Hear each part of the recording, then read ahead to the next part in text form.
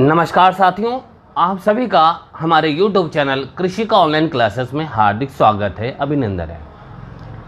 जो भी हमारे स्टूडेंट्स राष्ट्रीय आय एवं योग्यता आधारित परीक्षा की तैयारी कर रहे हैं, तो आज वीडियो जो है बहुत इम्पॉर्टेंट है, क्योंकि आज हम अपनी इस वीडियो में लेके आए हैं जो अभी लास्ट जो एग्ज़ाम हुआ था राष्ट्रीय आय एवं योग्यता परीक्षा का, उसमें SST के बहुत इंपॉर्टेंट क्वेश्चन थे जो 35 प्रश्न आते हैं।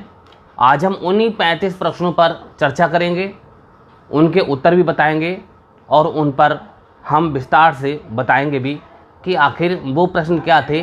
अगर हम उन प्रश्नों को तैयार कर लें तो वो प्रश्न तो नहीं, लेकिन हाँ उसके आसपास भी अगर कोई उस जैसे भी प्रश्न आएंगे उनको हम आसानी से हल कर सकते हैं। तो आप इस वीडियो को ज़रूर पूरा देखिएगा, और यदि आप हमारे चैनल पर नए हैं तो प्लीज़ सब्सक्राइब करना ना भूलिएगा, और यदि आपको हमारी वीडियो अच्छी लगे तो प्लीज़ शेयर ज़रूर कीजिएगा। आइए देखते हैं जो लास्ट एग्ज़ाम हुआ था उसी के सामाजिक विज्ञान के आंसर। हेरोडोटस कौन था? तो ये था इतिहासकार। अगला प्रश्न है, अशोक ने अधोलिखित किस शताब्दी में शासन किया था? जी हाँ, तो शासन किया था 3री शताब्दी ईसा पूर्व में। वाराणसी अधोलिखित किस महाजनपद की राजधानी थी? तो इसका सही उत्तर है काशी। भारत में व्यापार करने हेतु सर्वप्रथम अधोलिखित में से कौन आए? तो सबसे पहले पुर्तगाली आए थे, क्योंकि वास्को डी गामा पुर्तगाली निवासी था। ब्रह्म समाज की स्थापना किसने की? ब्रह्म समाज की स्थापना राजा राम मोहन राय जी ने की थी, तो इसलिए इसका सही उत्तर है राजा राम मोहन राय। गुलाम वंश का अधोलिखित में संस्थापक कौन था? ये संस्थापक था कुतुबुद्दीन ऐबक, जिसने कुतुब मीनार दिल्ली में बनवाई थी और कुव्वत उल इस्लाम मस्जिद भी बनवाई। ख्वाजा मोइनुद्दीन चिश्ती की दरगाह कहाँ पर है? ये अजमेर में है। जी हाँ, और एक और निजामुद्दीन औलिया जी हैं, उनकी दरगाह दिल्ली में है, जिसके शिष्य थे अमीर खुसरो। दिल्ली से दौलताबाद बनवाया था, जो राजधानी प्रवृत्त की थी मोहम्मद बिन तुगलक ने। दौलताबाद को देवगिरी भी कहते हैं। भारत छोड़ो आंदोलन किस वर्ष आरंभ हुआ था? तो भारत छोड़ो आंदोलन जो है वो 1942 से प्रारंभ हुआ था। अगला प्रश्न है, करो या मरो का नारा किसने दिया? ये दिया था महात्मा गांधी जी ने। जी हाँ, इसका सही उत्तर है महात्मा गांधी। पानीपत का प्रथम युद्ध कब हुआ था? ये पानीपत का प्रथम युद्ध 1526 में हुआ था। जी हाँ, पानीपत का प्रथम युद्ध 1526 में। बौद्ध धर्म नई शाखा महायान का उद्भव अधोलिखित किस काल में हुआ था? जी हाँ, जो बौद्ध धर्म की महायान जो है ये कुषाण काल में प्रारंभ हुआ था। GMT से क्या तात्पर्य है? इसका मतलब है ग्रीन बीच जो टाइम है, उससे मतलब है चंद्रमा के अध्ययन को कहा जाता है। जी हाँ, जो चंद्रमा का अध्ययन है उसको कहा जाता है सेलेनोलॉजी। अगला प्रश्न है, क्षेत्रफल के दृष्टिकोण में सबसे बड़ा देश कौन सा है? जी हाँ, यहाँ क्षेत्रफल के दृष्टि की बात कही जा रही है, तो इस मामले में नंबर 1 है रूस। चावल का सबसे ज़्यादा उत्पादन वाला देश है, जो सबसे ज़्यादा चावल होता है वो होता है चीन में। अपना भारत जो है वो दूसरे नंबर पर आता है। वर्ल्ड वाइल्ड लाइफ फंड की स्थापना कब की गई? ये स्थापना की गई थी 1961 में।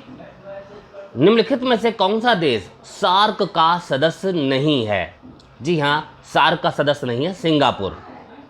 निम्नलिखित देशों में यूरेनियम का सर्वाधिक उत्पादक देश कौन है? वो है कनाडा। जी हाँ, कनाडा में सबसे ज़्यादा यूरेनियम का उत्पादन होता है।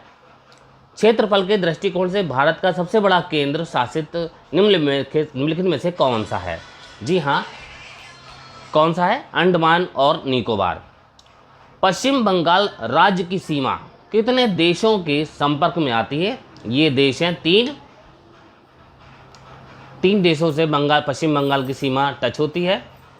कौन से वन खारे पानी में भी जीवित रह सकते हैं? जी हाँ, कौन से वन? ये हैं मैंग्रोव वन। कौन से द्वीप समूह सुनामी 2004 से प्रभावित हुए थे? अंडमान और निकोबार इसका सही उत्तर है। वायुमंडल में कितने प्रतिशत ऑक्सीजन पाया जाता है? ये है 21%। जी हाँ, 78% पाई जाती है नाइट्रोजन।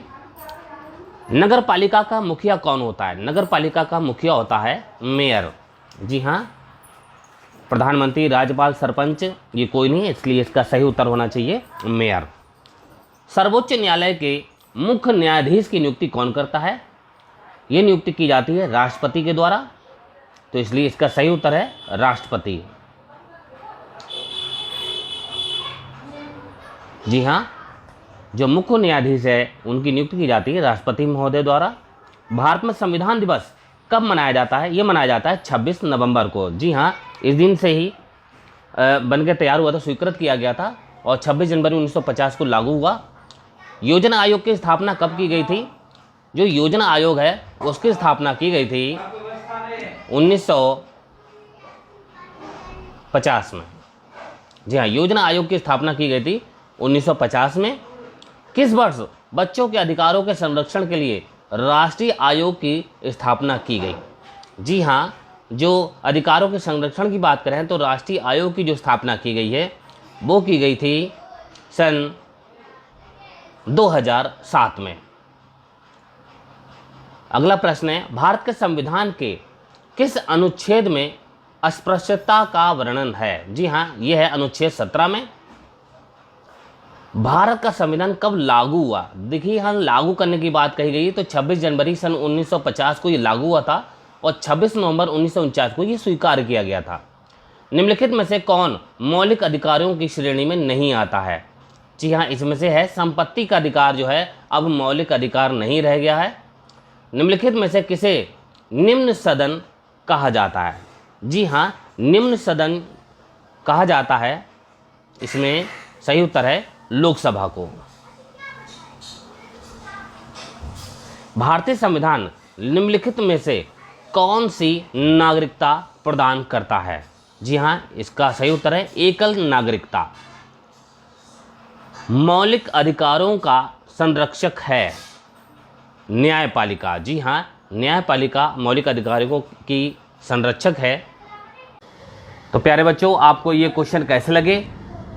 इन क्वेश्चनों को आप पुनः रिवाइज कीजिएगा और भी बहुत सारे जो प्रश्न हैं सामाजिक विज्ञान के वो हम और वीडियो में डाल रहे हैं, आप उनको भी देखते जाइएगा।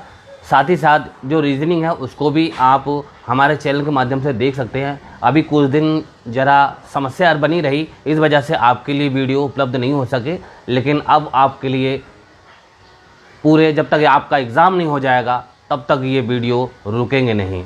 तो आपको, क्योंकि हमारे चैनल का मकसद है आपको सफल बनाना, तो इसलिए हमारे चैनल से साथ जुड़े रहिएगा। अगली वीडियो के लिए हम फिर आपके सामने लेके आएंगे, तब तक के लिए नमस्कार।